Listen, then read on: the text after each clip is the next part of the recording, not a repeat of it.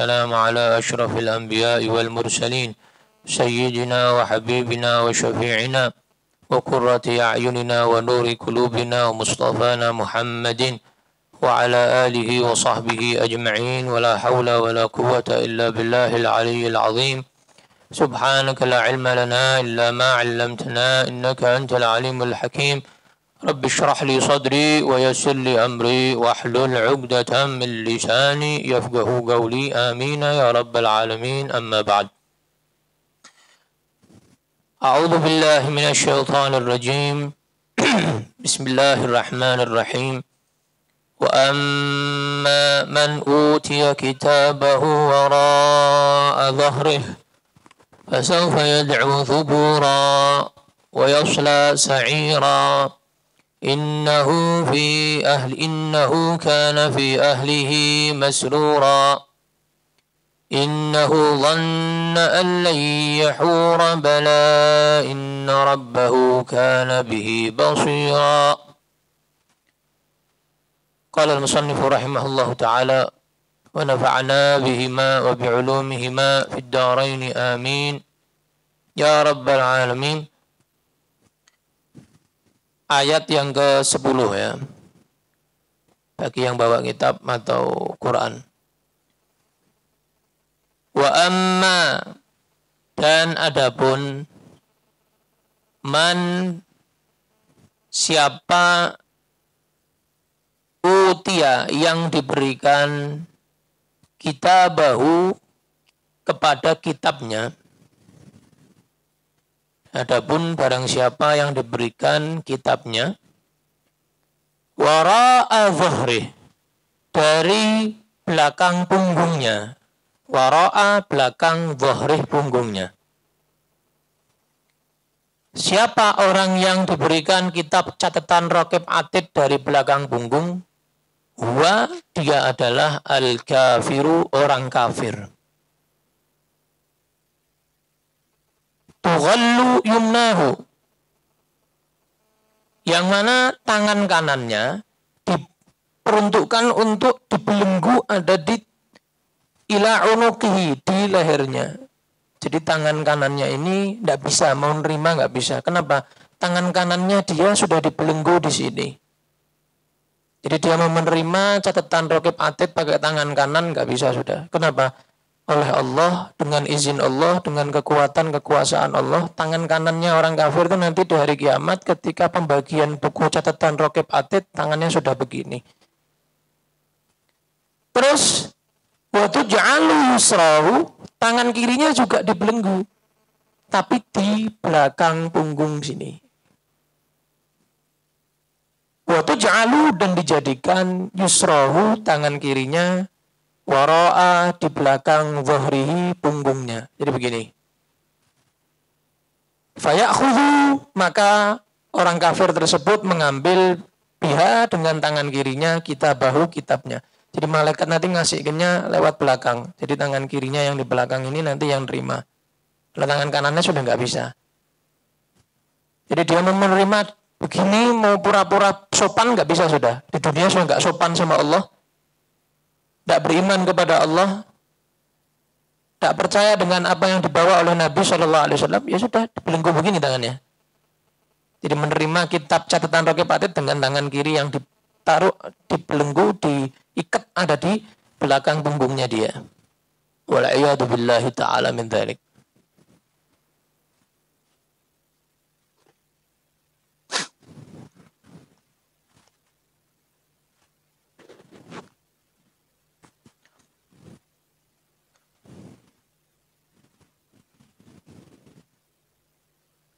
Maka Allah melanjutkan, fasawfa, maka akan yad'u, memanggil-manggil atau berteriak orang ini. Akan menyeru orang ini, si orang kafir ini yang menerima tangan dengan tangan kirinya. Inda ru'yatihi, ketika melihatnya, ma fihi, apa yang ada, yang terjadi di dalamnya, atau yang terjadi di dalam catatannya tadi itu. Ketika dia, orang kafir tersebut, melihat apa yang ada di dalam catatan raqib atidnya, maka dia akan yad'u, akan teriak, berseru, subura, celaka. Yunadi halakahu, dia akan memanggil-manggil celakanya dirinya. Jadi dia sudah menyatakan dirinya celaka. Biqaulihi, dengan perkataan dia sendiri untuk dirinya sendiri, ya suburah. Orang Arab kalau mencelakakan dirinya sendiri, menganggap dirinya celaka, menyatakan begitu. Ya suburah. Kalau kita bahasanya begini, duh celaka saya. Wis ciloko aku wis. Tidak ada kesempatan sudah begitu. Dia akan menjelek-jelekkan dirinya, dia akan menyesal dengan sebenar-benarnya penyesalan, dan dia akan menyatakan dirinya celaka, nggak mungkin selamat. Karena dia sudah melihat catatannya dan dia melihat apa yang dulu disampaikan Rasul Muhammad SAW semuanya adalah hak, benar. Dia teriak-teriak begitu semuanya orang-orang kafir nanti. Celaka, celaka, aduh diriku celaka, rokok. Wa yasla sa'ira, kata Allah. Wa yasla, dan dia akan bertempat di sa'ira, neraka sa'ir. Salah satu nama neraka, namanya neraka sa'ir. Wa yasla sa'ira, dan dia akan bertempat sa'ira, di neraka sa'ir. Neraka sa'ir itu bagaimana? Yadkhulun nar. Yadkhulu, orang kafir tersebut, orang yang menerima catatan raqib atid dengan tangan kiri, akan masuk an-nar, neraka asyadidata, yang sangat pedih siksaannya. A'udzubillahi min dzalik.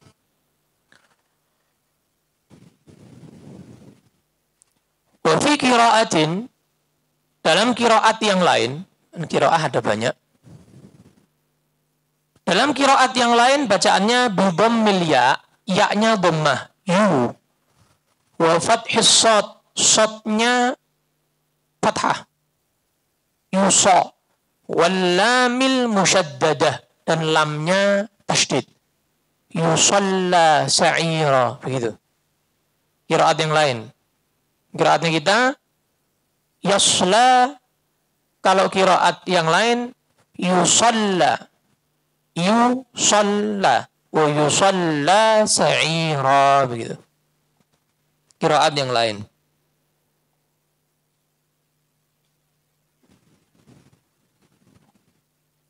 Ini hebatnya Al-Quran.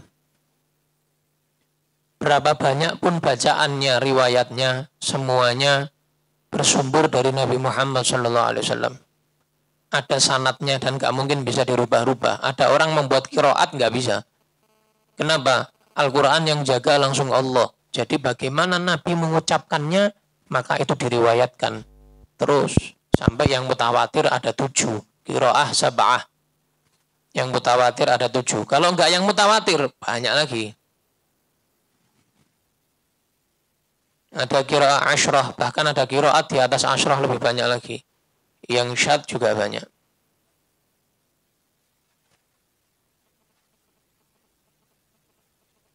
Jadi ini hebatnya Al-Quran, dijaga Allah Subhanahu wa ta'ala dengan riwayat-riwayat yang jelas.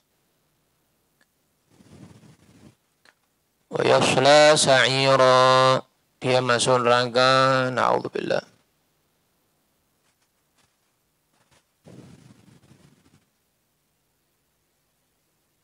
Jadi kalau qiraatnya Asim bagaimana? Yasla, kita biasa, yasla. Tapi kalau qiraatnya selain Asim dan Abu Amr, semuanya yusalla. Yusalla. Naam.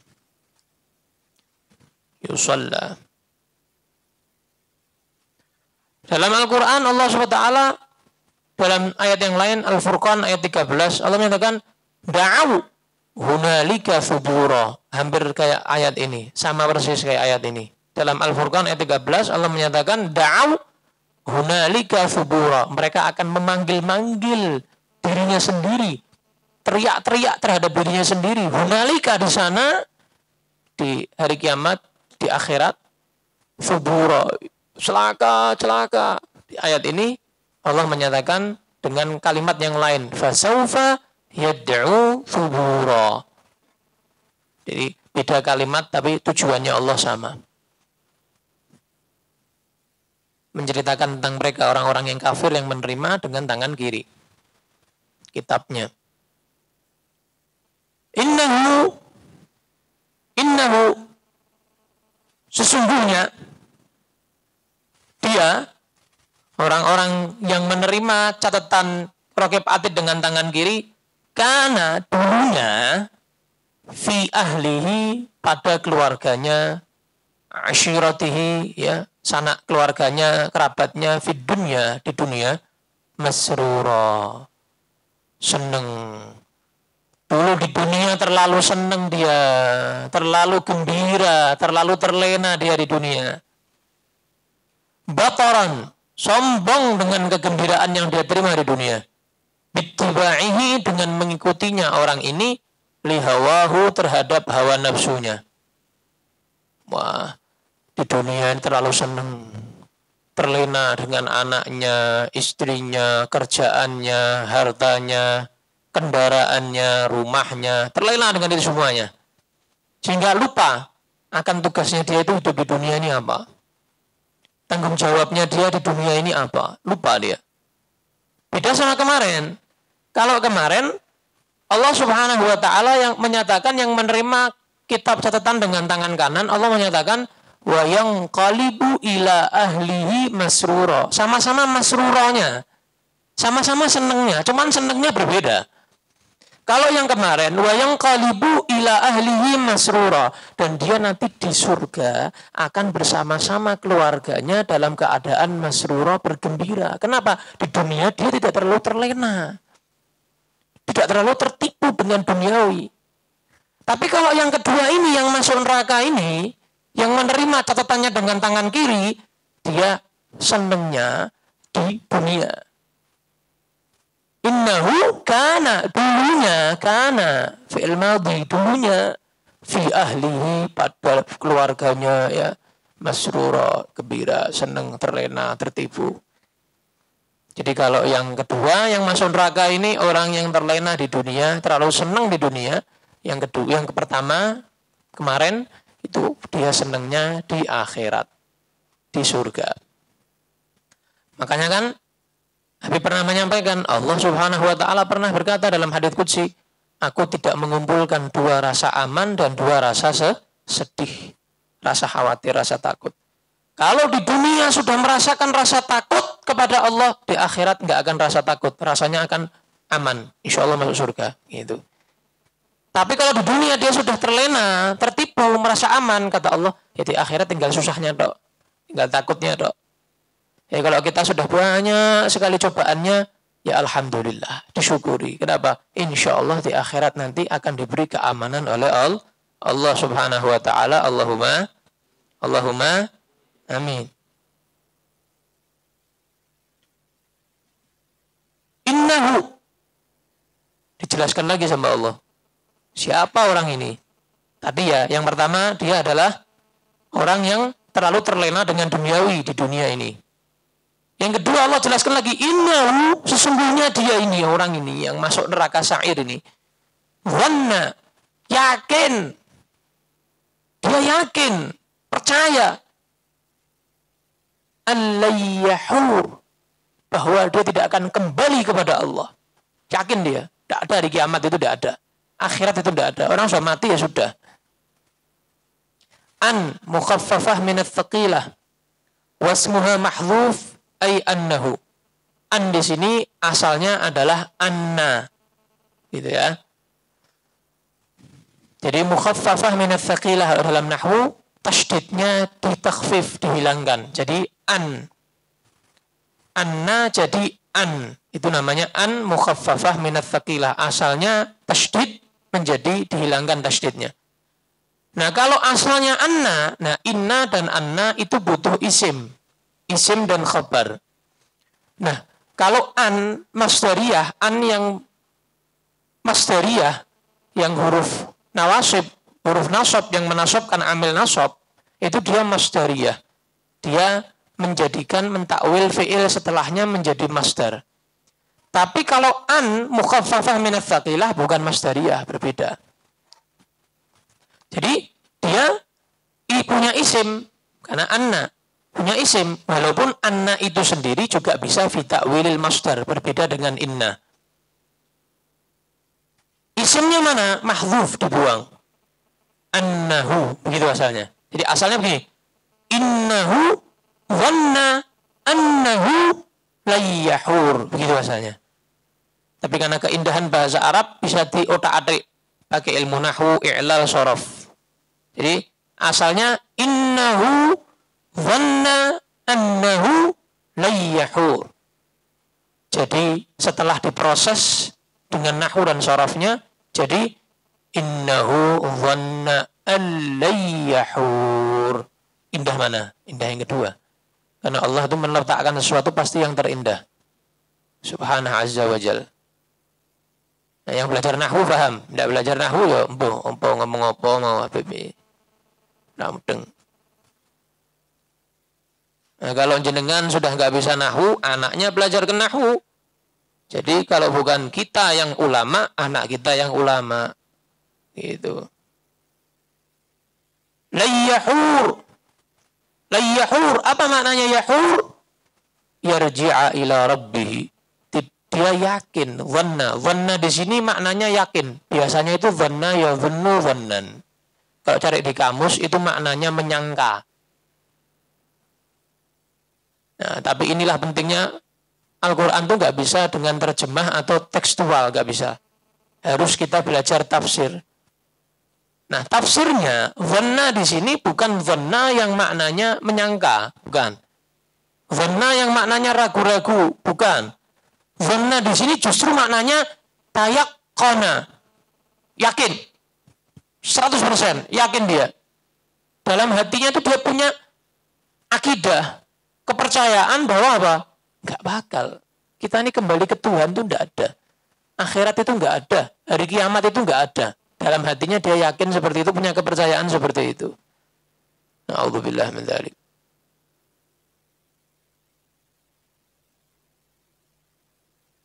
Langsung dijawab oleh Allah Ta'ala.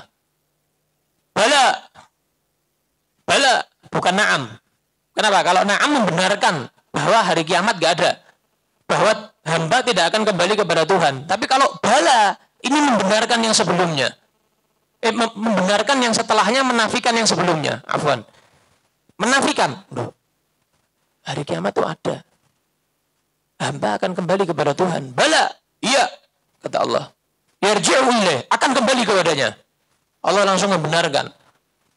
Allah langsung menegaskan bahwa akan kembali kepada Tuhannya. Inna rabbahu. Sesungguhnya Tuhannya dia. Kana bihi. Ada padanya basira. Maha melihat. Aliman. Tuhannya tahu. Maha tahu. Biruju'ihi. Dengan kembalinya hamba ini ilaihi kepadanya Allah subhanahu wa ta'ala. Jadi langsung Allah jawab. Mereka meyakini bahwa hari kiamat gak ada, bahwa hamba tidak akan balik kepada Tuhannya. Bala. Dijawab sama Allah langsung. Oh enggak. Balik. Gitu. Kembali kepada Tuhannya. Kenapa? Karena inna rabbahu kana bihi basira. Karena Tuhannya dia maha melihat terhadap apa yang telah dia yakini, dia jadikan kepercayaan dan dia lakukan. Maha tahu. Sama kayak surat At-Tin yang sering saya ulang-ulangi. Contoh ini. Surat At-Tin.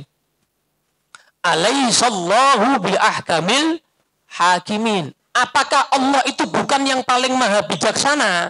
Jawabannya apa? Bala. Langsung. Iya. Allah adalah yang paling maha bijaksana. Tapi kalau kamu jawabnya na'am. Kan kalau dalam kamus artinya bala sama na'am itu ya iya. Cuman kalau kamu Al-Quran atau bahasa Arab, kamu sembarangan pakai kamus, nggak pakai guru, ya bisa murtad kamu. Kalau kamu jawabannya alaihissallahu bi'ahkamil hakimin, kamu jawabannya na'am, murtad. Iyanya pakai na'am, itu murtad. Kenapa? Kamu membenarkan bahwa tidak bijaksana Allah itu.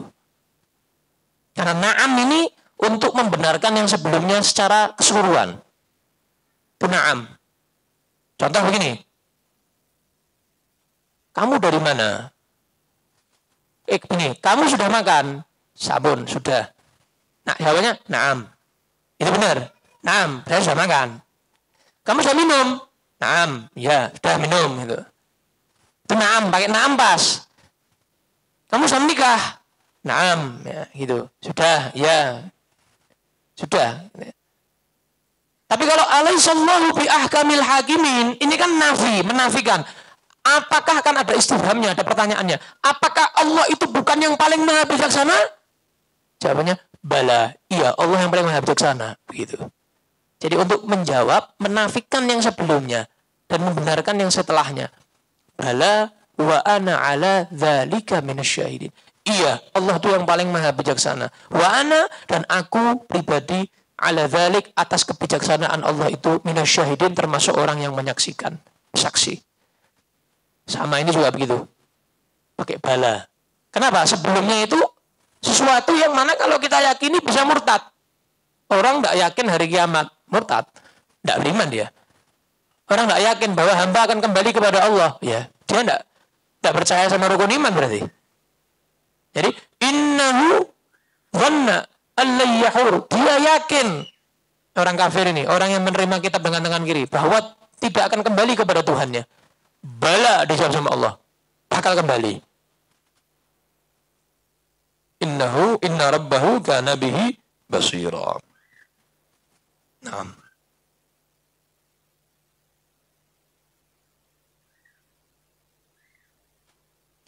Tadi Imam Al-Qaffal, beliau berkata bahwa tadi makna innahu kana fi ahlihi masura, bahwa orang itu yang menerima catatannya dengan tangan kiri itu di dunia dia terlalu bergembira, terlalu senang.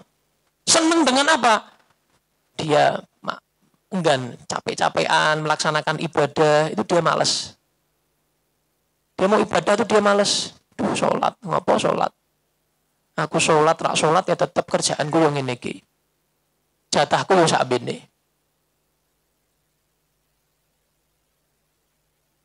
Tapi kalau maksiat, Masya Allah, aku maksiat, rak maksiat, jatahku neraka yang neraka.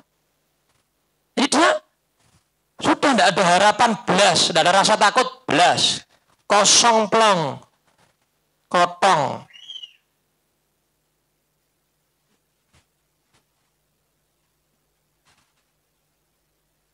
Maka Allah merubah kesenangannya dengan maksiat, kesenangannya dengan meninggalkan perbuatan taat, dengan kesumpekan, kegelisahan yang sangat mendalam nanti di akhirat.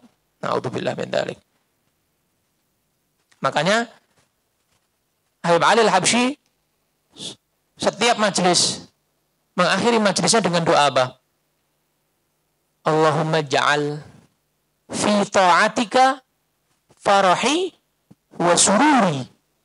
Nah, ini ada hubungannya sama ayat ini. Allahumma ja'al, ya Allah jadikan. Habib Ali Al-Habsyi Sahibul Maulid Sintuturul. Allahumma ja'al, ya Allah. Selalu di majelis Ashabul Yamin dibaca ini. Allahumma salli wa sallim ala Sayyidina Muhammadin miftahi babi rahmatillah adada ma fi ilmillah. Di Masjid Riyad Solo juga begitu. Di Hadramaut, di Sewon juga begitu. Akhir majelisnya Habib Ali pasti baca doanya Habib Ali yang ini. Ini Habib Ali setiap akhir majelis, penutupan majelis bacanya ini. Apa awal doa beliau? Allahumma ja'al, ya Allah jadikan. Fi ta'atika, dalam ketaatan kepadamu, farahi, senangnya aku, wa sururi, dan kegembiraanku. Ya Allah jadikan gembiraku ini dalam ketaatan kepadamu. Senangnya aku ini dalam ketaatan kepadamu. Wis, dah cukup itu. Doa agung ini dari Habib Ali Al-Habsyi. Jadi jadikan ya Allah aku ini senengku, ya, bunyahku, kegembiraanku, ketenanganku dalam apa? Berbuat taat. Wis. Itu doanya Habib Ali. Allahumma ja'al fi ta'atika farahi wa sururi. Wallahu a'lam bissawab.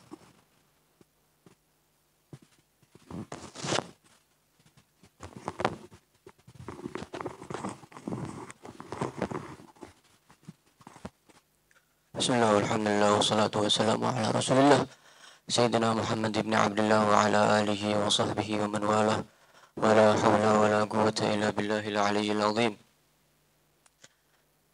قال المصنف رحمه الله تعالى ونفعنا به وبعلومه وبعلوم مشايخنا وبعلوم سائر الصالحين آمين إلى أن قال العاشر عن أنس رضي الله عنه قال رسول الله صلى الله عليه وسلم من قال يعني إذا خرج من بيته بسم الله توكلت على الله ولا حول ولا قوة إلا بالله يقال له هديت وكفيت ووكيت وتنهى عنه الشيطان رواه أبو داود والترمذي والنسائي وغيرهم وقال الترمذي حديث حسن زاد أبو داود فيقول يعني شيطان لشيطان آخر كيف لك برجل قد هدي وكفي ووقي. Hadis yang ke-10 diriwayatkan daripada Anas daripada sahabat Sayyidina Anas bin Malik radhiyallahu anhu. Hadis ini diriwayatkan oleh siapa? Sayyidina Anas bin Malik radhiyallahu anhu. Beliau adalah salah satu sahabat Nabi Muhammad sallallahu alaihi wasallam yang beriman kepada Nabi Muhammad. Pertama kali yang beriman kepada Nabi Muhammad sallallahu alaihi wasallam pada umur beliau masih kecil, 10 tahun.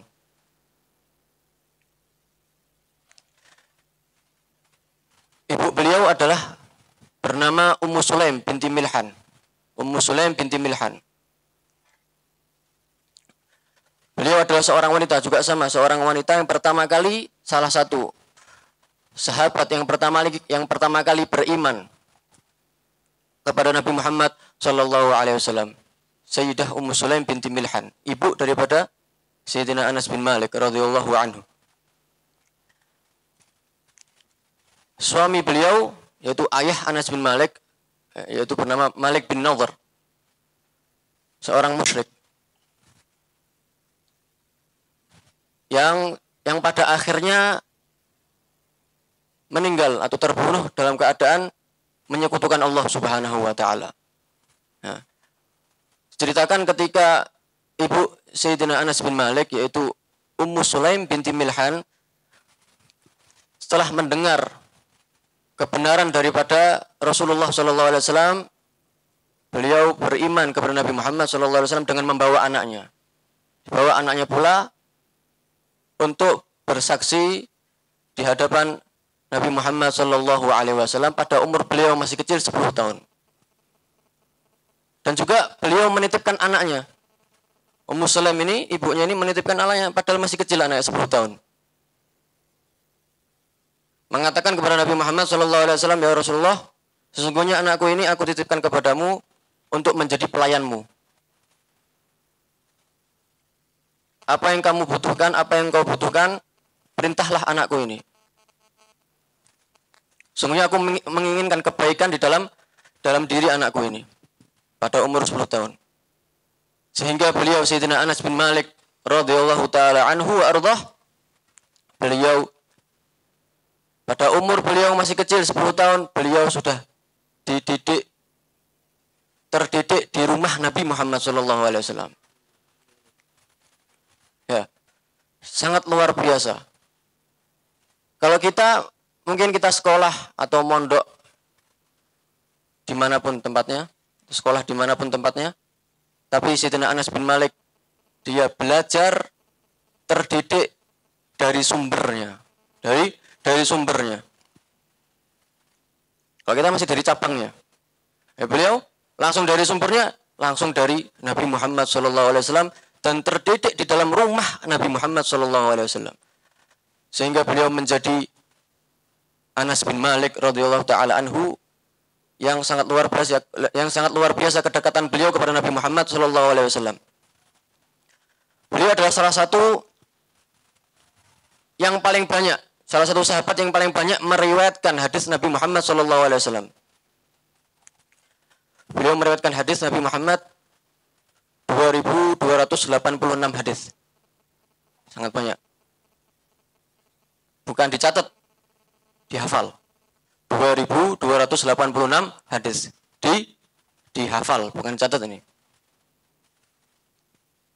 Beliau mendapatkan keutamaan itu semuanya tidak lain dan tidak bukan karena beliau sekolah atau mondok atau belajar atau terdidik di dalam rumah Nabi Muhammad sallallahu alaihi wa alihi wasallam, sehingga akhlaknya, adabnya ya juga sama atau mengikuti akhlak Nabi Muhammad sallallahu alaihi wasallam. Ya, ibunya ketika menitipkan beliau mengatakan kepada Nabi Muhammad, "Ya Rasulullah, sungguhnya anakku ini seorang katib, penulis, tulisannya bagus.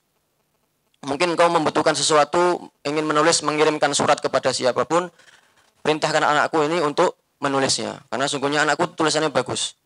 Jadi mulai kecil, umur 10 tahun sudah pintar nulis. Sudah terkenal dengan kecerdasannya.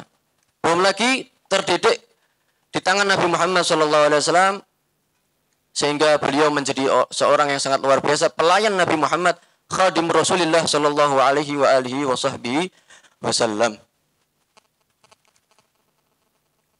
Pada di umur beliau 20 tahun, ketika beliau berumur 20 tahun, ketika itu Rasulullah sallallahu alaihi wasallam dipanggil oleh Allah Subhanahu wa taala pada umur beliau pada umur 20 tahun, juga pada umur yang masih muda ya, masih remaja. Beliau juga termasuk keutamaan beliau mendapatkan doa dari Nabi Muhammad SAW. Allahumma aktsir malahu wa auladahu wa barik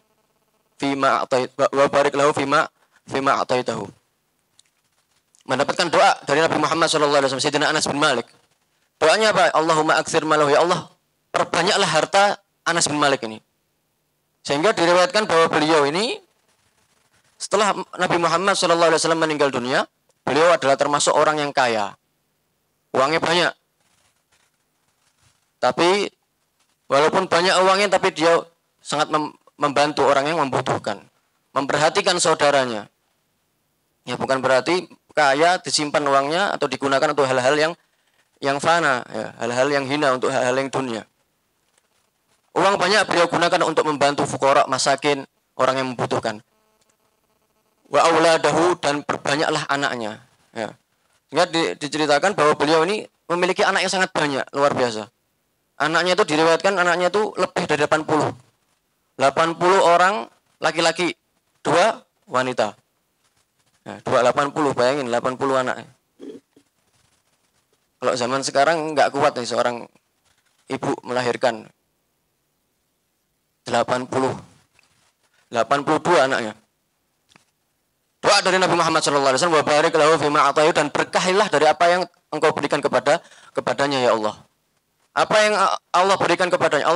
Rasulullah mendoakan Sayyidina Anas bin Malik bahwa apapun yang diberikan oleh Allah Subhanahu wa taala kepada Anas bin Malik, berkahilah dia ya Allah Subhanahu wa taala. Sehingga apa yang didapatkan oleh Sayyidina Anas bin Malik semuanya itu mendapatkan keberkahan dari Allah Subhanahu wa taala karena berkat doa Nabi Muhammad sallallahu alaihi wa alihi wasallam. Ummu Sulaim binti Milhan, setelah suaminya Malik bin Nadhr mendengar kabar istrinya dan anaknya memeluk agama Islam, enggak terima. Ya, murka, marah. Sesaat kemudian setelah dia marah, murka, musuhnya, ada salah satu musuhnya datang ke rumahnya dan membunuh suami daripada Ummu Sulaim binti Milhan. Sehingga dia meninggal terbunuh dalam keadaan menyekutukan Allah Subhanahu wa taala. Sayyidah Ummu Sulaim binti Milhan berjanji sudah tidak ingin menikah kembali sampai anaknya besar. Sampai ketika Sayyidina Anas sudah mulai remaja, datanglah Sayyidina Abu Talha. Ketika itu masih belum masuk Islam, Abu Talha belum masuk Islam ketika itu. Merasakan cinta kepada Ummu Sulaim binti Milhan, tapi bukan cinta-cinta seperti model sekarang, cinta monyet ya. Atau cinta apa? Cinta ya model-model sekarang ini, cinta monyet, cinta apalah, kucing, cinta apa. Ya. Cinta karena Allah Subhanahu wa taala. Kenapa? Karena memandang Ummu Sulaim adalah memiliki akhlak yang mulia. Bagaimana ya, kecerdasan beliau Ummu Sulaim sehingga beliau menyerahkan anaknya kepada pemimpin para anbiya Rasulullah SAW supaya akhlaknya juga mengikuti daripada Nabi Muhammad SAW. Orang yang sangat cerdas, memiliki akhlak yang mulia. Sehingga masuklah di dalam hati beliau rasa cinta kepada Ummu Sulaim binti Milhan. Ketika itu masih belum masuk Islam. Ini Abu Talhah ini. Sehingga Abu Talhah ini datang ke rumah Ummu Sulaim, Sayyidah Ummu Sulaim, meminang beliau. Ditolak sama Ummu Sulaim.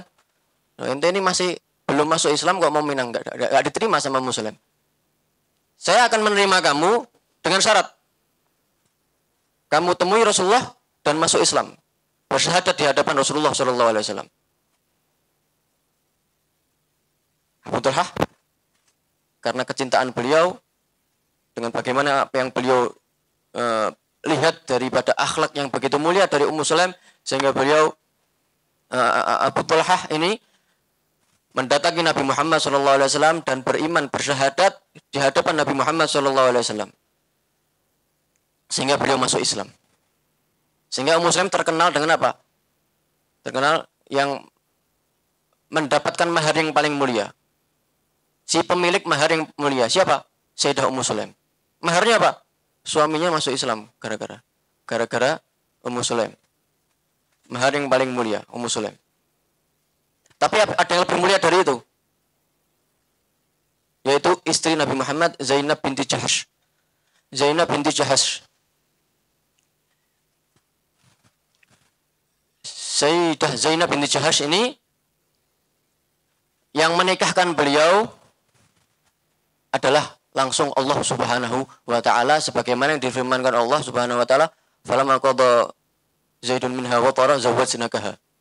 Sebelumnya Sayyidah Zainab itu dinikahi oleh Sayyiduna Zaid bin Harithah. Setelah Sayyidina Zaid bin Harithah mentalak beliau, setelah selesai iddahnya, turunlah ayat falamma qada minha Zaidun, setelah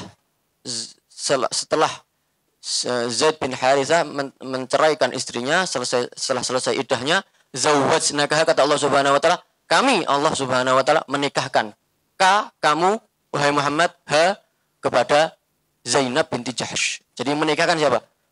Langsung Allah Subhanahu tanpa mahar. Ini lebih mulia daripada Ummu Sulaim. Sehingga beliau Sayyidah Zainab itu membanggakan hal ini di hadapan istri-istri Nabi Muhammad yang lainnya. Sesungguhnya kalian dinikahkan oleh wali-wali kalian, oleh bapak kalian, oleh kakak kalian. Tapi aku, yang menikahkan aku adalah langsung Allah Subhanahu wa taala tanpa mahar. Beliau adalah Sayyidah Zainab binti Jahash. Sayyidina Anas bin Malik, diriwayatkan oleh Sayyidina Anas bin Malik radhiyallahu anhu, berkata Sayyidina Anas, qala Rasulullah, bersabda Rasulullah sallallahu alaihi wasallam, man qala, barang siapa, qala yang berkata, yakni, yaitu berkata kapan maksudnya? Yakni, yaitu idza, apabila kharaja, keluar min baitihi, dari rumahnya ketika ingin bepergian. Bismillah, doanya adalah Bismillah, dengan menyebut nama Allah. Tawakkaltu 'ala Allah, aku menyerahkan diri 'ala Allah, kepada Allah Subhanahu wa taala. Wala haula, dan tidak ada upaya, wala quwata, dan tidak ada kekuatan, illa, kecuali billah, kecuali dengan kekuatan Allah Subhanahu wa taala. Yuqalu lahu, maka akan dikatakan, yuqalu, maka akan dikatakan lahu, kepadanya, kepada orang yang membaca doa ini, hudita, dikatakan hudita, kamu telah mendapatkan petunjuk, diberikan petunjuk, wa kufita, dan kamu telah dicukupi, wa wukita, dan kamu telah dijaga, wa tanaha anhu syaitan, dan kamu telah terhindar daripada syaitan. Ini adalah riwayat yang kedua mengenai daripada doa bepergian. Riwayat yang pertama yang sudah kita dengarkan, sudah kita bahas di kajian sebelumnya, yang diriwayatkan oleh Ummu Salamah, Ummul Mukminin Ummu Salamah, Sayyidah Ummu Salamah radhiyallahu ta'ala anha. Yaitu doanya Bismillah tawakkaltu 'ala Allah. Allahumma inni a'udzubika an adilla aw udalla aw azilla aw zalla aw adlima aw adlama aw ajhala aw yujhala 'alai. Riwayat kedua yang diriwayatkan oleh Sayyidina Anas, yaitu doanya, bentuk doanya, lafadznya adalah Bismillah, tapi sedikit. Bismillah tawakkaltu 'ala Allah wala haula wala quwata illa billah. Mudah. Sangat mudah, sedikit, cuma keutamaannya sangat besar. Ya. Jadi setelah pulang dari majelis ini, ya mau pulang ke rumah, baca doa. Bismillah, tawakkaltu 'ala Allah, la haula wala quwwata. Sangat sedikit, sangat mudah. Ya, gratis ya. Gratis tanpa dipungut biaya. Tapi keutamaannya sangat besar dari Allah Subhanahu wa taala. Bismillah dengan menyebut nama Allah. Tentunya ketika ingin melakukan pekerjaan, aktivitas apapun itu, apabila itu hal yang baik, maka kita dianjurkan untuk menyebut nama Allah. Bismillah. Tawakkaltu 'ala Allah. Bagaimana kita ingin keluar rumah, kita bepergian, disitulah tempat seringnya terdapat bahaya, musibah, bencana adalah di luar rumah ketika bepergian. Sehingga ketika itu kita harus menyerahkan diri kita, menyandarkan diri kita kepada Sang Maha Penjaga, yaitu Allah Subhanahu wa taala. Tawakkaltu 'ala Allah, aku menyerahkan diri kepada Allah Subhanahu wa taala yang Maha Penjaga, yang menjaga kita. Wala haula, dan tidak ada upaya, maksudnya tidak ada upaya dari menahan maksiat, maksudnya. Haula, tidak ada upaya daripada menahan maksiat. Ketika ada keinginan untuk berbuat maksiat, ya, ingin untuk menahan maksiat, tidak ada katanya maksud daripada wala haula, dan tidak ada upaya untuk menahan maksiat, wala quwata, dan tidak ada kekuatan untuk melakukan ketaatan, illa, kecuali dengan kehendak Allah Subhanahu wa taala. Yuqalu lahu, orang yang membaca doa ini, maka akan dikatakan kepadanya, yang mengatakan adalah Allah atau para malaikatnya. Mengatakan kepada orang yang baca doa ini, hudita, mendapatkan 4 hal keutamaan. Sama seperti riwayat daripada Sayyidah Ummu Salamah radhiyallahu anha kemarin, itu juga mendapatkan 4 hal juga sama keutamaan. Di sini juga sama riwayatnya, juga mendapatkan 4 hal. Yang pertama, hudita, kamu telah diberikan petunjuk. Petunjuk artinya apa? Petunjuk mendapatkan keberkahan dari pergiannya, mendapatkan pahala. Man yahdillah fahuwal muhtadi, wa man yudlil faulaika humul khasirun. Barang siapa yang mendapatkan petunjuk dari Allah, maka dia telah mendapatkan petunjuk. Ya. Dan barang siapa yang disesatkan oleh Allah Subhanahu wa taala, sungguhnya mereka adalah orang-orang yang merugi. Nah, tidak semua jarang orang yang mendapatkan petunjuk dari Allah Subhanahu wa taala. Wallahu yahdi may yasha'u ila siratal mustaqim. Ya. Hanya orang-orang yang khusus yang Allah kehendaki yang mendapatkan petunjuk dari Allah Subhanahu wa taala. Termasuknya adalah orang yang membaca doa ini mendapatkan petunjuk dari Allah Subhanahu wa taala. Hudita, sehingga perjalanannya dapat pahala. Karena berjalan kemana? Surabaya ke Solo, luar negeri. Baca doa ini awal dihitung pahala. Mendapatkan petunjuk dari Allah Subhanahu wa taala. Ini pertama. Yang kedua, kufita, kamu telah dicukupi daripada ongkos, mungkin PP ya, mungkin di tengah jalan mungkin nggak, ya, kesasar misalkan atau apa ya, atau habis ongkosnya, maka Allah akan mempermudah dia, mungkin ya dengan cara apapun, kehendak Allah Subhanahu wa taala. Allah akan mengirimkan seseorang membantu dia, memberikan uang, ya, membantu dia mengantarkan, ada mobil datang mengantarkan dia ke tempat tujuannya. Bagi siapa yang membaca doa ini, kufita, akan dicukupi oleh Allah Subhanahu wa taala dari semua hal. Wa kita, dan kamu, yang ketiga, dan kamu akan dilindungi, akan dijaga oleh Allah dari segala mara bahaya di luar rumah. Bencana, musibah, begal, pencurian, ya, kejahatan apapun itu di luar akan dijaga oleh Allah Subhanahu wa taala. Wa tanaha anhu syaitan, dan akan terhindar dari setan, akan terhindar dari setan, sehingga dia tidak akan tidak akan mengerjakan perbuatan maksiat karena setan tidak mengganggunya. Ya, di sini diriwayatkan oleh Abu Daud dan Tirmidzi dan Nasa'i, dan selain mereka, wa ghairuhum, dan selain mereka, ada banyak perawi yang meriwayatkan hadis ini. Wa qala Tirmidzi, dan Imam Tirmidzi mengatakan hadisun hasan, hadis ini adalah hadis hasan. Di bawah derajat hadis sahih, di atas derajat hadis dhaif. Zada Abu Daud, tapi Imam Abu Daud menambahkan lafaz, yaitu fayaqulu, lafaznya adalah fayaqulu, maka berkata, siapa yang berkata? Yakni, yaitu asyaitan. Berkata setan, li syaitanin akhar, kepada setan yang lain. Setan berkata kepada temannya, setan yang lain. Kaifalaka, bagaimana laka kamu bisa menyesatkan birojulin, seseorang? Bagaimana kamu bisa menyesatkan seseorang? Qad hudiya, yang telah diberikan petunjuk, wa kufiya, dan telah dicukupi, wa uqiya, dan telah dijaga. Jadi, ya, yang ngasih nasihat, yang memperingati siapa? Kudu menungso, setan dewe, koncone dewe. Jadi ketika ada orang membaca doa mau pergi keluar rumah, baca bismillah tawakkaltu 'ala Allah la haula wala quwata illa billah. Ketika ada setan ingin menyesatkan orang tersebut, ingin menggoda ya, atau menyesatkan orang tersebut, maka temannya setan yang lain akan memberikan nasihat kepada setan ini. Nah, memperingati setan itu. Kasih nasihat. Ente ini ngapain mau menggoda orang ini? Sampai kiamat gak bakal iso ente. Loh, kenapa? Dia ini sudah mendapatkan jaminan dari Allah. 3 hal. Dapat petunjuk dari Allah. Dicukupi dan dijaga oleh Allah Subhanahu wa taala.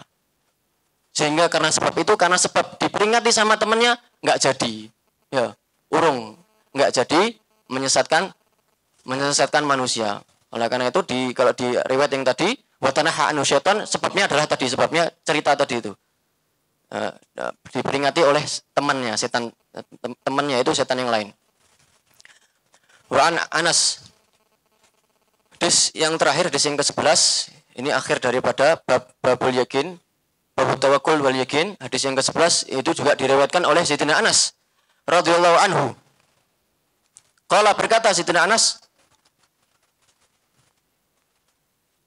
kana akhawani ala ahdin Nabi sallallahu alaihi wasallam. Ada akhawani, 2 orang saudara, 2 bersaudara. Ala ahdin Nabi, di zaman Nabi Muhammad sallallahu alaihi wasallam. Ya, di zaman Nabi Muhammad sallallahu alaihi wasallam ada 2 orang saudara. Wa kana ahaduhuma, dan ada ahaduhuma, salah satu dari 2 saudara ini, salah satunya ya'tin nabiyya, mendatangi Nabi Muhammad sallallahu alaihi wasallam. Maksudnya mendatangi Nabi yaitu menghadiri majelis Nabi Muhammad, belajar ilmu kepada Nabi Muhammad sallallahu alaihi wasallam. Wal akharu, dan saudara yang lainnya, yang kedua, yahtarif, bekerja. Bekerja. 2 saudara, yang pertama belajar sama Nabi Muhammad, yang kedua bekerja. Fasyakal muhtarifu akhahu lin Nabi sallallahu alaihi wasallam. Fasyaka, maka mengadu al muhtarifu, saudaranya yang bekerja, maka mengadu al muhtarifu, saudaranya yang bekerja, akhahu, mengadu tentang saudaranya yang belajar kepada Nabi Muhammad sallallahu alaihi wasallam, lin Nabi, kepada Nabi Muhammad sallallahu alaihi wasallam. Ya. Faqala, maka bersabda Rasulullah sallallahu alaihi wasallam, la'allaka turzaqu bihi, mungkin saja ya, kamu diberikan rezeki karena sebab orang yang belajar kepadaku, orang yang mendatangiku, yaitu saudaramu yang belajar kepadaku. Rawahu Tirmidzi, diriwayatkan oleh Imam Tirmidzi bi isnadin sahih, dengan sanad yang sahih, ala syaratil Muslim, sesuai dengan syarat daripada Imam Muslim. Yahtarifu, arti daripada yahtarifu adalah yaktasibu, yaitu bekerja, wa yatasabbabu, dan mencari sebab, yaitu juga maksudnya bekerja. Hadis ini menjelaskan kepada kita beberapa hal. Di antaranya yang pertama adalah bekerja adalah suatu hal yang sangat mulia tentunya. Oleh karena itu Rasulullah tidak menyalahkan orang yang mengadu kepada beliau, yaitu saudara yang bekerja. Ya. Yang pertama adalah bekerja adalah suatu hal yang mulia.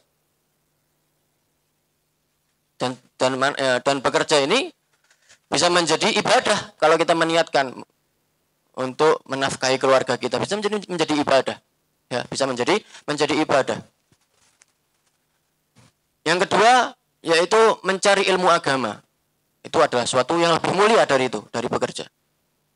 Walaupun tidak bekerja, mencari ilmu agama tapi nggak bekerja, lebih mulia daripada orang yang bekerja tapi tidak mencari ilmu agama.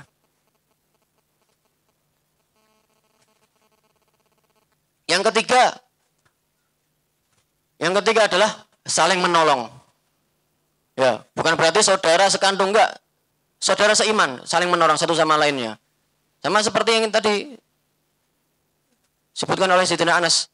2 saudara, satu yang bekerja, nyari pekerjaan, uang untuk dia dan saudaranya. Yang satunya belajar ilmu agama.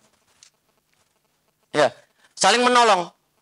Tugas kita sebagai seorang mukmin beriman harus saling menolong. Ada yang membutuhkan, kita bantu. Itu seperti itu, sebagaimana yang disabdakan oleh Nabi Muhammad, masalul mu'minina fi tawaddudihim wa ta'atufihim kamasalil jasad. Dastaka minhu adun tada'alahu saril jasad. Perumpamaan orang-orang yang beriman itu seperti jasad. Badan kita nih, jasad. Kalau satu anggota badan sakit, ya gigi kita sakit misalkan, seluruhnya ikut sakit. Itu perumpamaan orang yang beriman. Ya, kalau gigi kita sakit, mungkin kita nggak bisa makan, nggak bisa tidur, semuanya ikut sakit. Sama seperti orang yang beriman, ada yang membutuhkan, ada yang tidak punya. Kita juga harus merasakan ketidakpunyaan daripada saudara kita. Bantu. Ya, saya membantu. Satunya belajar ilmu agama, kita juga harus membantu memberikan rizki atau uang. Yang saudaranya yang belajar ilmu agama juga membantu menyebarkan, mengajarkan ilmunya kepada orang yang bekerja. Saling membantu. Seperti Sayyidina Umar dengan salah satu sahabatnya, saling bergantian. Hari pertama Sayyidina Umar belajar ilmu agama dengan Nabi Muhammad. Sahabat yang satu, yang lainnya bekerja. Di malam harinya Sayyidina Umar mengajarkan kepada temannya. Keesokan harinya gantian, yang sahabatnya belajar ilmu agama kepada Nabi Muhammad, Sayyidina Umar yang bekerja. Di malam harinya Sayyidina Umar belajar kepada sahabatnya yang di pagi hari belajar kepada Nabi Muhammad SAW. Saling bergantian, saling membantu. Itulah tugas seorang yang beriman. Innamal mu'minuna ikhwah fa aslihu baina akhwaikum. Orang yang beriman itu saudara. Artinya apa? Saling membantu. Perbaikilah di antara kesaudaraan kalian. Yang keempat yaitu bahwa sungguhnya janganlah kita terlalu bergantung dengan sebab zahir. Yang lebih penting dari itu adalah apa? Yang menyebabkan semua ini adalah Allah Subhanahu wa taala. Bergantunglah dengan Allah Subhanahu wa taala. Itu lebih penting. Bukan berarti kita tidak perlu ikhtiar, tetap perlu ikhtiar. Ya. Terus bagaimana dengan keadaan orang tadi itu yang mencari ilmu agama, enggak bekerja, kan enggak ikhtiar kan? Apakah dibenarkan di dalam syariat? Ya memang. Seperti perkataan Ali Al-Habsyi, beliau mengatakan ar-rizqu rizqan. Ali Al-Habsyi mengatakan ar-rizqu rizqan. Rizki itu ada dua. Rizqun yatlubuk wa rizqun tatlubuhu. Yang pertama, rizki yang mencari kamu, rizkinya golek kon. Ya, golek kau, golek ente, ya. Rizkinya golek kau, ya. Nyari ente. Jadi enggak perlu kita bekerja. Rizkinya mencari ini. Dan ini adalah orang-orang yang khusus. Enggak semua orang mendapatkan ini. Contohnya seperti siapa contohnya? Seperti Sayyidah Maryam binti Imran. Ya, sebagaimana disebutkan di dalam surat Al-Imran, kullama dakhala 'alaiha Zakaria al-mihraba wajada 'indaha rizqa. Qala ya Maryamu anna laki hadza? Qalat huwa min 'indillah. Innallaha yarzuqu man yasha'u bighairi hisab. Sayyidah Maryam itu adalah wanita single, enggak menikah ya. Tidak menikah dan tidak bekerja, kehidupannya aja di tempat ibadah, beribadah kepada Allah. Tapi setiap harinya mendapatkan makanan ya, minuman yang sangat segar, buah-buahan. Sayyidina Zakaria kaget ketika masuk ke tempat ibadah, kok ada makanan ini, dari mana? Ana lagi hati, dari mana makanan ini wahai Maryam? Min indillah, dari Allah Subhanahu wa taala. Enggak bekerja, enggak berikhtiar. Nah, ini orang-orang yang khusus. Aja melu-melu. Ya, tambah kiri melu-melu.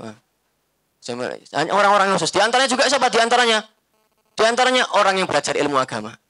Juga mendapatkan jaminan langsung dari Allah Subhanahu wa taala walaupun enggak bekerja. Kenapa?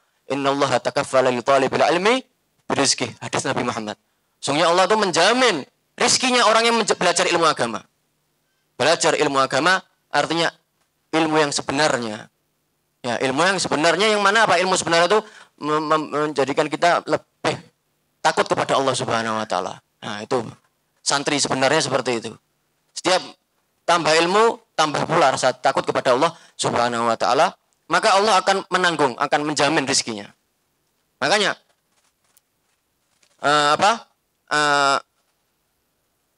seorang ayah yang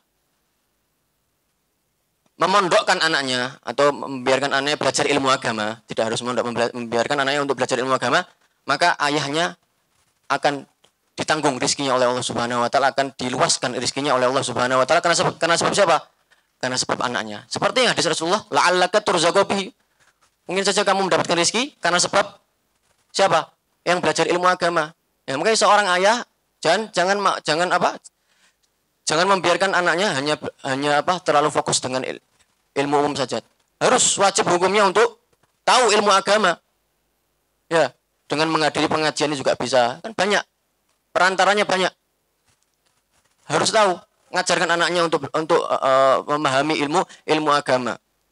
Karena dengan sebab itu mungkin kamu akan diluaskan rezekinya oleh Allah Subhanahu wa taala seperti yang disabdakan oleh Nabi Muhammad sallallahu alaihi wa alihi wasallam. Sallallahu alaihi Muhammadin wa alihi wasallam. Walhamdulillahirabbil alamin.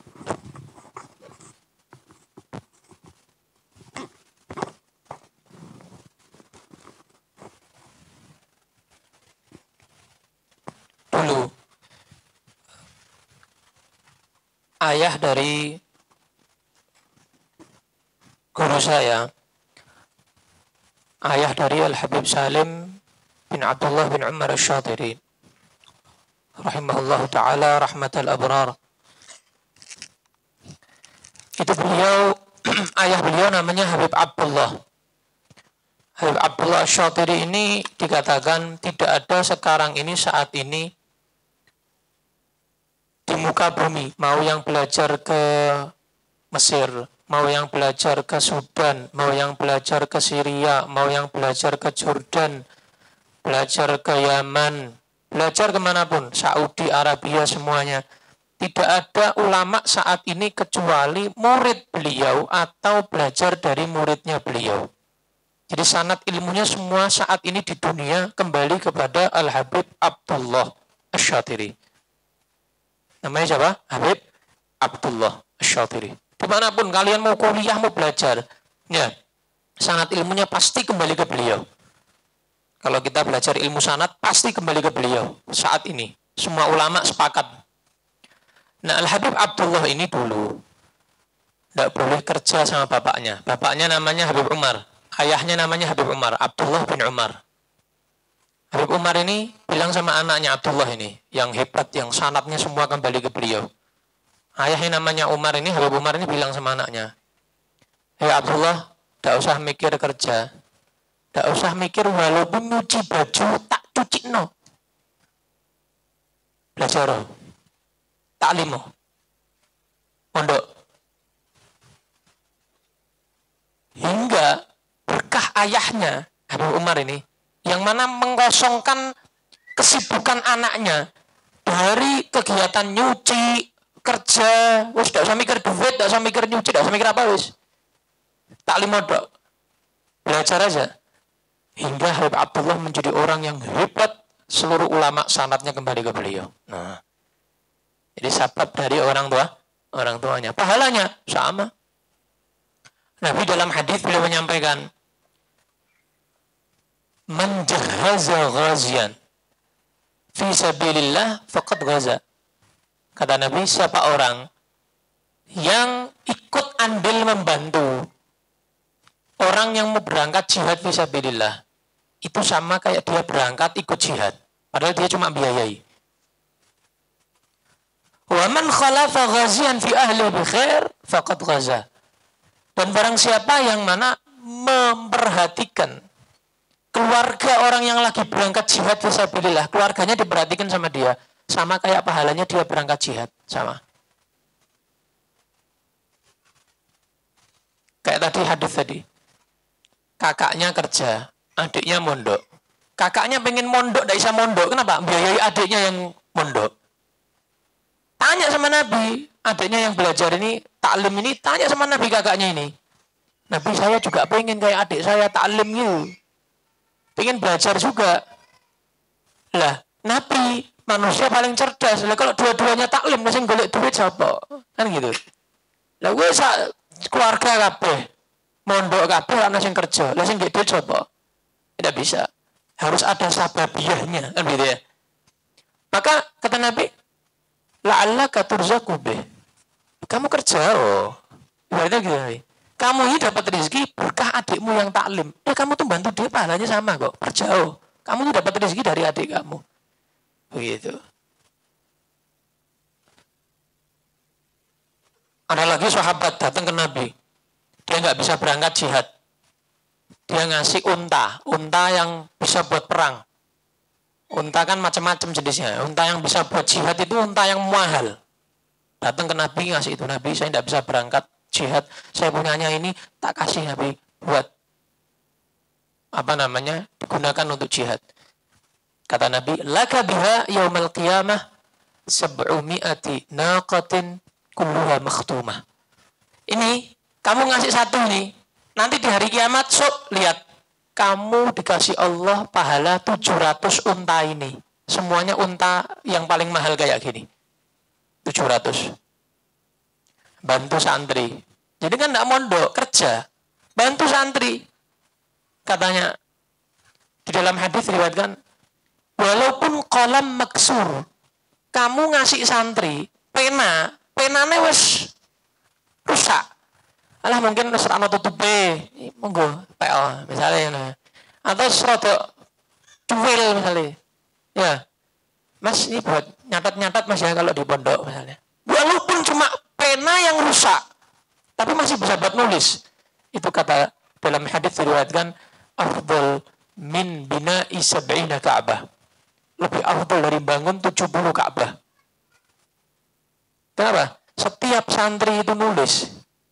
Ente pahala terus.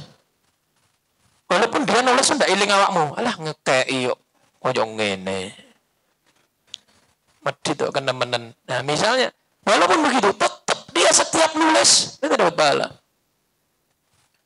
Ya nyumbang air sumur itu, misalnya nyumbang sumur itu, setiap ada yang wudhu di masjid ini, di pondok ada yang mandi, tiap tetes pahala di hari kiamat. No.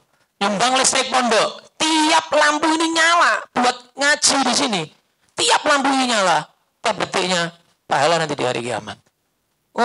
Yang nyumbang karpet, setiap orang nginjek di masjid iktikaf, ya belajar mutolaah, murojaah, ngafalkan Quran, pahala di hari kiamat. Enak kowe iki golek pahala iki gampang. Guru kowe iki cuma rodok deng sithik. Rodok deng. Jadi manusia yang cerdas. Makanya kata Nabi, kata para ulama, orang yang cerdas itu bukan yang bisa membedakan mana yang baik dan mana yang buruk. Bukan.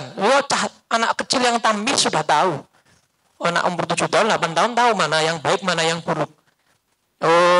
Yang dimakan yang ini, yang manis, yang pahit gak dimakan, tahu. Tapi orang yang cerdas yang bisa membedakan mana yang lebih baik di antara dua kebaikan.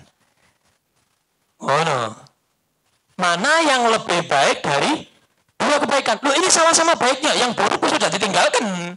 Tidak apa pikiran buruk lagi sudah. Yang baik sama-sama baiknya ini. Ini mana yang lebih afdal? Makanya ketika ada orang di zaman Habib Abdullah bin Ali Haddad radhiyallahu anhu, Sahibur Ratib, datang minta doa mau haji, sudah punya biaya semuanya, sudah siap uangnya mau berangkat haji. Tanya sama Habib Abdullah, Habib doakan Habib, ana mau berangkat haji Habib. Habib Abdullah tanya, ente haji buat siapa? Buat Allah. Iya Habib, saya haji buat Allah. Ikhlas karena Allah? Ikhlas Habib. Yaudah, pahala haji kamu saya tanggung, duitnya gurunya tak kena wong rak duwe. Wah, saya mikir dulu Habib. Ya sak tunggone mikiranmu piye. Pulang, dia mikir-mikir, kembali ke Habib Abdullah besoknya. Habib, ternyata setelah saya pikir-pikir, saya kok berangkat aja Habib. Berarti kamu gak ikhlas. Bukan karena Allah. Kamu pengen kamu dapat titel haji. Padahal orang yang memperhatikan orang-orang ini, orang-orang yang di samping yang fakir miskin ini juga bisa dapat pahala haji. Dapat pahala haji. Faqih Muqaddam Thani, Syekh Abdurrahman As-Saggaf, Muqaddam Thani dalam Tariqah Alawiyah. Itu beliau ketika mau berangkat haji, pertengahan dapat isyarah dari Nabi suruh kembali, merhatikan orang tarim. Enggak jadi haji beliau. Syekh Abdurrahman As-Saggaf ini Muqaddam Thani dalam Tariqah Alawiyah. Enggak jadi haji, pulang. Suruh merhatikan orang tarim. Maslahat yang lebih tinggi, haji baik. Merhatikan orang enggak punya, lebih baik. Loh. Jangan orang hanya terfokus haji, Pak Haji, Bu Haji, wis. Haji bukan begitu, terus. Ada orang, ini Abdullah ibn Mubarak, orang hebat. Mau berangkat haji sudah siap ini, berangkat. Pertengahan jalan ketemu sama seorang syarifah. Syarifah ini tua, janda punya anak 2, yatim anaknya. Nyari makannya tuh ngambil di sampah-sampah itu loh. Dari nggak punyanya Syarifah ini. Abdullah bin Mubarak tanya, engkau siapa? Dijawab sujud sampai dia tahu itu adalah seorang Syarifah. Ya udah, ini saya mau berangkat haji nggak jadi, ini semuanya buat jenengan Syarifah. Nih, ambil buat anak jenengan, buat jenengan. Saya tak pulang. Kembali. Abdullah bin Mubarak, Ibnu Mubarak yang terkenal itu kembali. Ketika musim pulang haji, orang-orang tuh selamatan kabeh.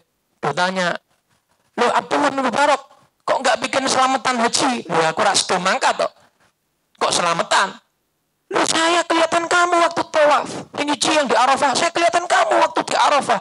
Yang di Muzdalifah, saya kelihatan kamu di Muzdalifah. Yang di Mina, saya kelihatan kamu di Mina. Yang lempar jumroh, saya kelihatan kamu lempar jumroh."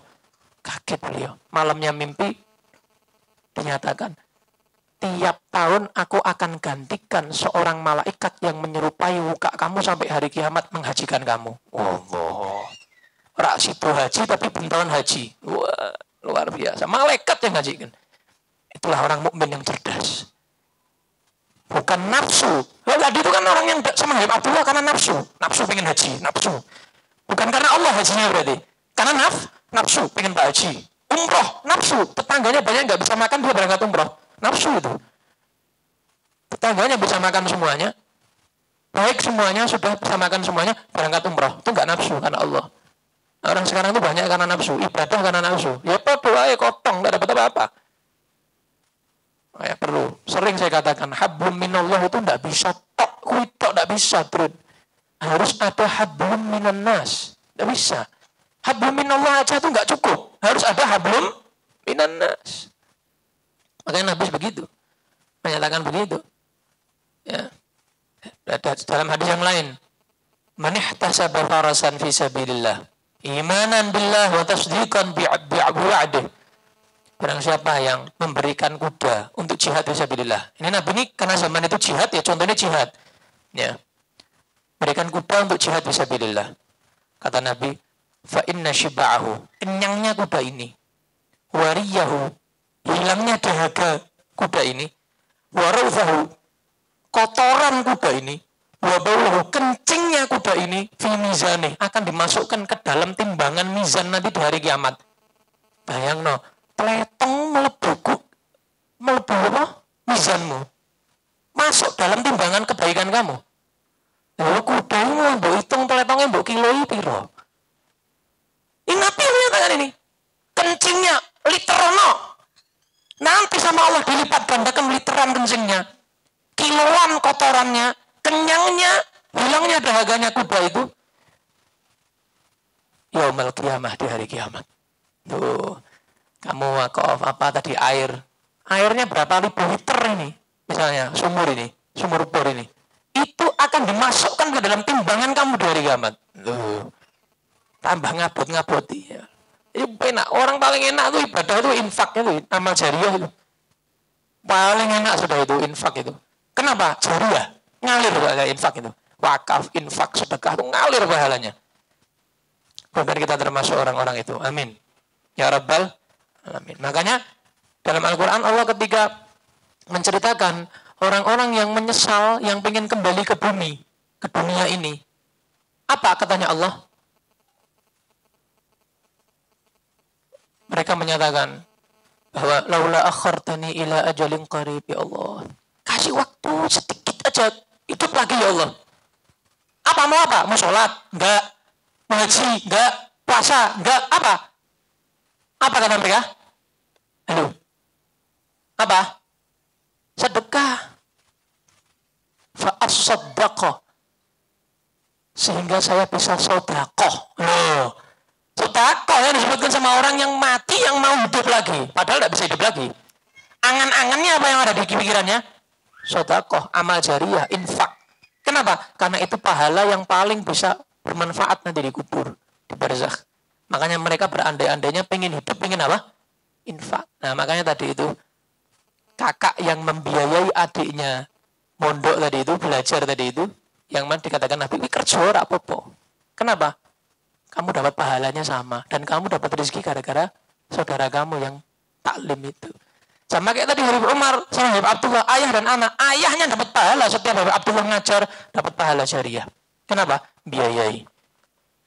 Kalau ada misalnya gerakan orang tua asuh, ikut kalau kamu mampu. Berapa bulanannya Bib yang gratis di pondok ini? 300.000 bulanannya di sini. Wah, enggak cukup Bib ya. Makan 3 kali, minum galon, ya. Listrik kayak gini kok sebulan kok 300.000. Ya makanya Milo mikir, ya. Ojo aku tok sing mikir. Milo mikir. Sebulan 300.000 yang bayar, yang enggak bayar ya akeh, ya. Nah, maka jadi orang tua asuh, kamu biayai tiap bulan satu santri 300.000. Setiap santri itu belajar, baca Quran, iktikaf, zikir, wirid, dapat pahala kamu. Masuk ke timbanganmu juga nanti di hari kiamat. Allahumma amin ya rabbal alamin. Ini sedikit fikih ya tentang zakat emas dan perak. Qala al-musannif rahimahullah ta'ala wa nafa'ana bihi wa alihi fid amin wa naqdan. Dan jenis zakat yang berikutnya, harta yang wajib dizakati yang berikutnya setelah hewan ternak adalah emas dan perak. Atau di zaman sekarang uang, ya, uang, mau dolar, ringgit, rupiah, real, ya. Uang. Kenapa? Karena uang, ya, para ulama menyatakan bahwa apa? Apalagi dari Alawiyin, mereka menyatakan bahwa uang ini sudah menduduki kedudukan emas perak di zaman dulu. Kalau dulu orang jual beli pakai dinar dan dirham, sedangkan dinar itu emas, dirham itu perak. Nah kalau saat ini tidak ada orang jual beli pakai emas perak. Emas perak sekarang ini saat ini buat invest, ya gak? Buat perhiasan, bukan buat jual beli. Emas dan perak ini syarat wajib zakatnya yang pertama haul, lewat 1 tahun hijriah, 1 tahun hijriah lewat. Dia beli atau memiliki tanggal 1 Muharram, 1 Muharram tahun depan masih dalam kepemilikannya, maka wajib dizakati setahun penuh hijriah. Syarat yang kedua, emas atau perak ini dalam kepemilikan muzaki, orang yang mau zakat ini. Dalam kepemilikannya dia. Selama 1 tahun tidak pernah pindah kepemilikan. Masih dalam kepemilikannya dia. Di tangannya dia. Dalam kekuasaannya dia. Syarat yang ketiga, sampai nisab. Nisab itu apa kemarin nisab? Batas minimal wajib mengeluarkan zakat. Nah, nisabnya emas murni ya. Emas murni. Jadi kalau kamu beli di toko-toko, itu tinggal dihitung murninya berapa, 70% misalnya, nah berapa gram dari 70% dari berapa gram sampai 84 gram. Jadi nisabnya emas 84 gram. 84 gram. Ya. Nisabnya emas berapa? 84 gram. Kamu punya 84 gram murni emas, maka itu wajib mengeluarkan 2,5%-nya. Wajib mengeluarkan berapa? 2,5%. Kalau perak 588 gram. 588 gram. Dicatat biar nggak lupa ya. Emas 84, perak 588 gram. Itu nisabnya. Jadi kalau kamu punya 588 gram perak, wajib zakat. Nah, uang. Kalau uang bagaimana, Beb? Uang itu lebih baik diikutkan dengan perak. Supaya kehati-hatian, ihtiyaton, kehati-hatian. Nah, perak, 588 gram perak, 588 gram perak, itu kurang lebih. Kalau harga 1 gramnya 8.900 atau 9.000 lah, itu 5 jutaan. 5 jutaan, nggak sampai 5,5. Jadi kalau kamu punya uang nganggur, di rekening kah atau di rumah, di lemari, di dompet, nganggur selama 1 tahun hijriah, 5 jutaan wajib kamu zakati 2,5%-nya. Mudeng. Paham tuh? Nah, kamu punya di rekening manapun, kamu punya uang di rekening. Tabungan ya, niatnya tabungan. 5,5 juta misalnya. 5,5 juta. 5,5 juta. Tanggal 1 Muharram kamu punya 5,5 masuk rekening. 1 tahun berikutnya tanggal 1 Muharram 5,5-nya ini belum diutak-atik sama sekali. Masih ada. Nganggur. Tabungan kok nganggur kan? Belum kepake sama sekali. Bagaimana? Wajib kamu zakati 2,5%-nya. 137.500. Sitik drun, ora akeh-akeh. So medit-medit. Setahun cuma 137.500 ya. Tuku pulsa kuota ben bulan. Ya kan? 100.000 berapa? Ini cuma setahun 137.500 rupiah. Ya, tanpa pajak, tanpa PPN, tidak ada. Ya. 137.500 kalau 5,5 juta setahun keluarkan zakat ya. 2,5% atau 1/40. 2,5% yang keluarkan. Nah, apalagi punya 10 juta nganggur, 20 juta nganggur, 100 juta nganggur, 200 juta nganggur. Nah, apalagi 5,5 juta aja sudah wajib zakat. Hitungan perak 588 gram. Jadi hati-hati ya urusan zakat, hati-hati. Rukun Islam zakat itu. Rukun Islam. Meninggalkan zakat sama Sayyidina Abu Bakar itu dikobong. Dikobong apa? Dibunuh. Diperangi sama Sayyidina Abu Bakar. Hati-hati, urusan zakat ini penting. Gak main-main ya. Gak main-main.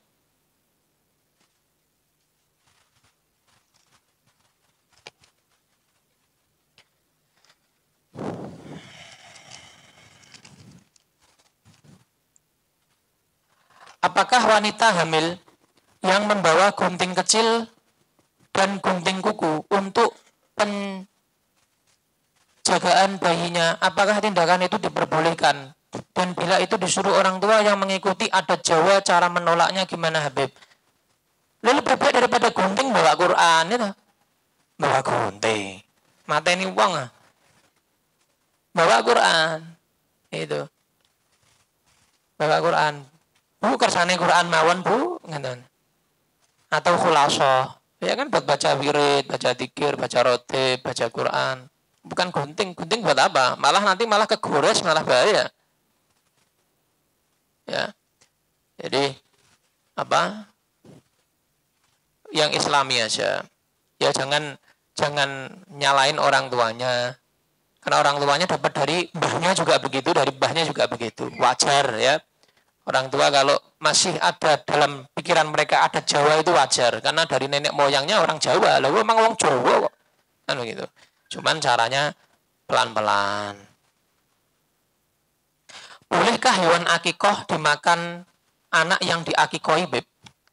Dan orang tua yang mengakikoi bolehkah makan daging akikoh?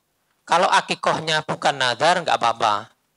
Tapi kalau akikohnya wajib, nazar, atau bilja'li, maka hukumnya tidak boleh dimakan sedikit pun. Kenapa? Karena wajib. Kurban apa? Akikoh wajib, tidak bisa. Jadi tergantung, akikoh yang nazar atau bukan. Kalau nazar nggak boleh. Kalau bukan nazar, boleh. Jelas dong?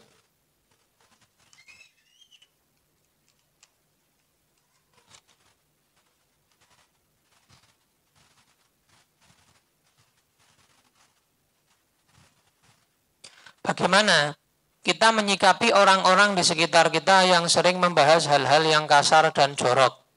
Sedangkan untuk saat ini kita belum bisa pergi dari lingkungan tersebut karena terikat oleh kontrak kerja.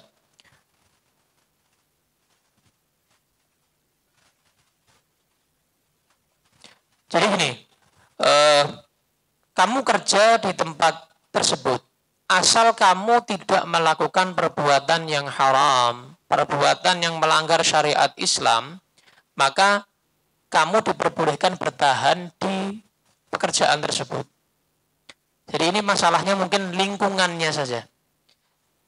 Antara dua, kalau kamu kuat, tidak terpengaruh dengan lingkungan tersebut, ya, kamu bisa jaga diri kamu, tidak kumpul bergaul dengan mereka yang ada di lingkungan kerja kamu, maka nggak apa-apa. Kamu lanjut aja dan kamu ingkar dalam hati. Kalau kamu nggak bisa ngingkari secara lisan, ingkari dalam hati kamu, ingkar perbuatan mereka salah, ingkar, wajib ingkar, minimal hati. Tapi kalau kamu ngerasa, wah saya bisa terpengaruh ini. Nah, daripada kamu ngorbanin akidah kamu, ngorbanin agama kamu, lebih baik ngorbanin kerja kamu. Karena kerjaan insya Allah Allah ganti. Allah nggak mungkin nggak ngasih rezeki kamu. Nggak mungkin. Selama kamu hidup, masih ada rezeki kamu belum habis.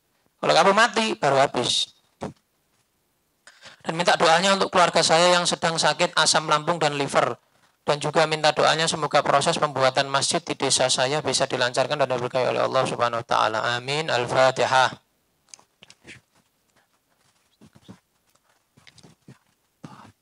Amin.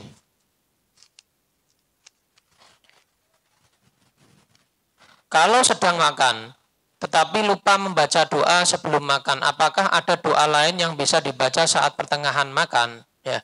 Bismillahi fi awwalihi wa akhirihi, ya. Bismillah apa? Halo. Apa? Fi awwalihi wa akhirihi, ya. Habib izin bertanya, kalau harta kita bergerak ubah, namun lebih dari 5 juta, untuk hukum zakatnya bagaimana Habib? Bergerak apa maksudnya? Muter. Dagang atau apa? Jadi bergerak ini maksudnya apa? Saya tidak paham.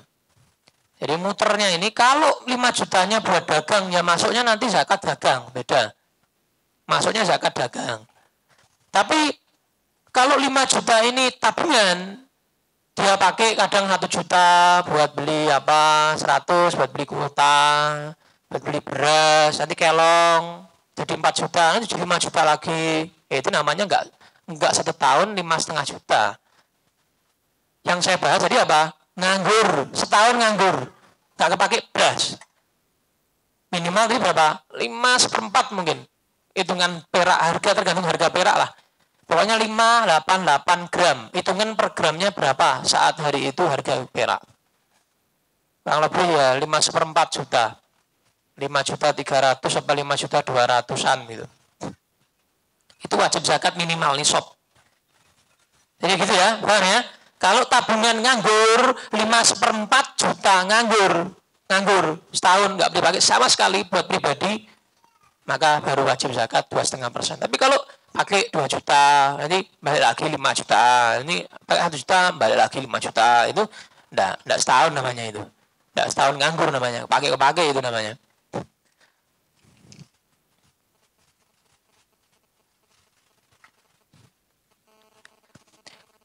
Kemana sih? Izin bertanya tentang kemana sih air basuhan Nabi SAW atau air istinja, yang mana air tersebut tidak jatuh ke tanah. Karena saya pernah ditanya kayak gitu Habib. Jadi Nabi itu Sallallahu Alaihi Wasallam tidak bisa disebut yang keluar dari tubuh Nabi kotoran. Kenapa? Karena bukan kotoran. Kalau kita kotoran, kotoran, ya. Kotor. Tapi kalau Nabi Sallallahu Alaihi Wasallam setiap beliau itu buang hajat, itu selalu ditelan oleh tanah. Langsung tidak ada. Orang ke situ langsung wangi. Ini awakmu. Halah. Ukup. Dupa. Ya. Kalau Nabi Sallallahu Alaihi Wasallam setelah buang hajat di situ, sahabat mendatangi tempat itu, kayak tidak ada apa-apa. Wanginya luar biasa. Wanginya luar biasa. Itu Nabi. Jadi ditelan sama bumi. Ditelan sama bumi. Itu pacul digoleki ora ono. Jadi wangi luar biasa. Sallallahu alaihi wasallam. Jadi begitu. Itu termasuk keistimewaan Nabi sallallahu alaihi wasallam. Habib izin bertanya, apa yang dimaksud muqaddam? Jadi dalam thariqah habaib, thariqah alawiyah, itu ada yang dinomorsatukan. Istilahnya yang mencetuskan thariqah alawiyah, yaitu siapa namanya? Sayyidina Muhammad bin Ali Ba'alawi. Namanya siapa? Muhammad bin Ali Ba'alawi. Itu pertama kali yang mana membuat thariqah alawiyah yang diikuti habaib hingga zaman saat ini dan sampai kapanpun. Habaib mengikuti thariqah alawiyah. Thariqah alawiyah. Sadah al-Abi Alawiyah. Makanya dikatakan, kami yang berthariqah alawiyah, yang berkata Syekh Abdurrahman Sagaf, berkata kami yang berthariqah alawiyah tidak mendahulukan kalam setelah kalamnya Allah, Al-Quran, kalamnya Rasulullah, hadis, kalamnya para sahabat, kalamnya para tabi'in. Setelah 4 ini yang kami utamakan, yang nomor 5 adalah kalamnya Al-Faqih Al-Muqaddam Muhammad bin Ali Ba'alawi. Allah 1, Rasulullah 2, sahabat 3, tabi'in 4, yang kelima siapa? Muhammad bin Ali Ba'alawi. Itu yang kami dahulukan dalam thariqah alawiyah. Ya, kalian tanya semua habaib yang berthariqah alawiyah, pasti jawabannya siapa setelah Allah, Rasul, sahabat, tabi'in? Jawabannya pasti apa? Al-Faqih Al-Muqaddam Muhammad bin Ali Ba'alawi. Itu yang paling luar biasa menurut kita, para thariqah alawiyah. Paling top sudah. Makanya dijuluki Al-Muqaddam. Kenapa Muqaddam? Muqaddam itu yang paling dinomorsatukan, didahulukan, dikedepankan. Tentunya setelah 4 tadi. Allah, Rasul, sahabat, tabi'in. Al-Faqih. Kenapa dijuluki Al-Faqih? Ilmunya luar biasa luasnya. Al-Faqih yang luas ilmunya. Al-Muqaddam yang dinomorsatukan dalam thariqah alawiyah, Muhammad bin Ali Ba'alawi. Namanya Muhammad bin Ali. Beliau juga dijuluki Al-Ustadz Al-A'zam. Al-Ustadz, guru Al-A'zam, yang paling agung.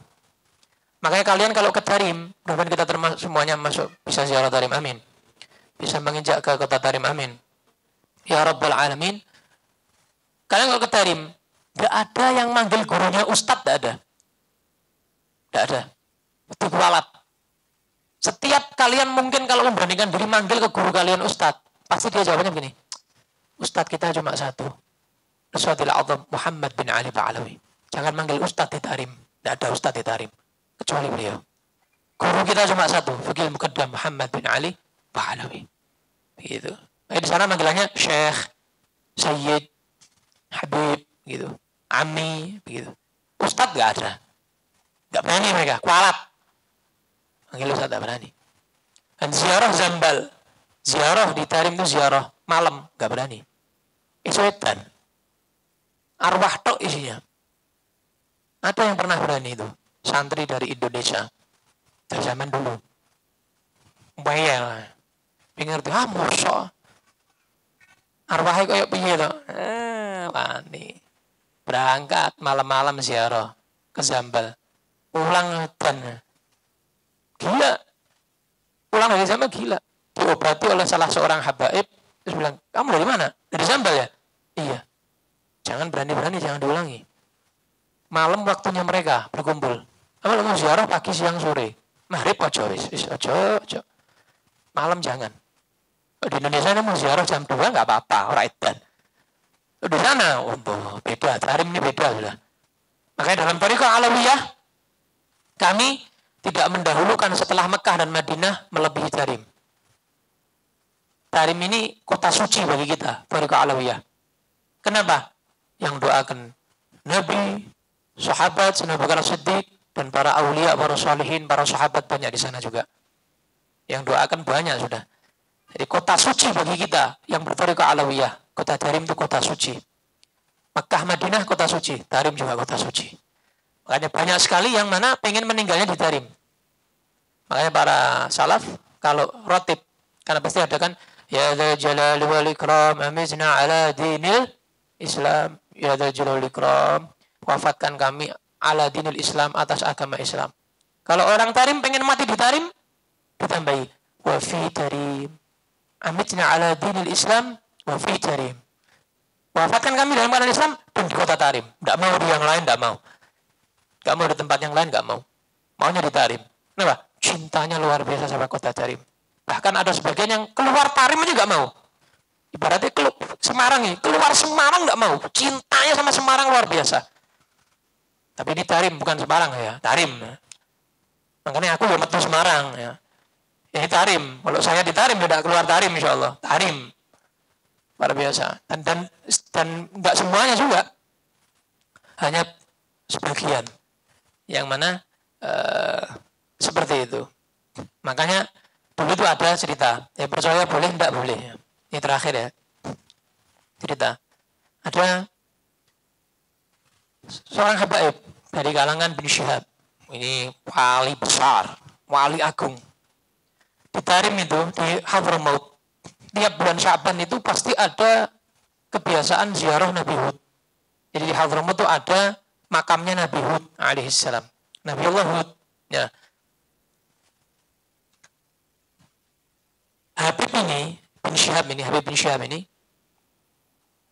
dari cintanya sama Tarim, waktu Sya'ban ini nggak keluar ke Nabi Hud, nggak ziarah Nabi Hud. Tetap di Tarim. Semuanya keluar ke Nabi Hud, dia tetap di Tarim. Ketika semua pulang, ada satu habaib yang datang ke rumah beliau nanyakan, kenapa Habib tidak berangkat ziarah Nabi Hud? Sampai ke rumahnya, assalamualaikum. Ternyata di rumahnya ada Nabi Hud. Lagi dudukan sama Habib ini. Dipercaya Arab murah ya wes. Ya. Ini aulia ini sudah. Beda sudah. Aulia Allah, para walinya Allah. Dan tidak dinalar kita sudah. Ternyata Nabi Hud ada di rumahnya. Kenapa? Kami heran saya tidak berangkat. Nabi Hud itu koren ya. Nabi Hudnya ke sini. Ini makomnya sudah tinggi ini. Luar biasa. Nabi Hud ini kebanggaan orang Hadramaut juga. Luar biasa. Nabi orang Hadramaut, orang Tarim kalau mau tawasul ke Nabi SAW juga lewat Nabi Hud. Nabi Hud ada di hadapan mereka. Nabi Hud dari Muhammad SAW. Sallallahu alaihi wa ala alihi wasallam. Walhamdulillahi rabbil alamin. Wallahu a'lam bishawab.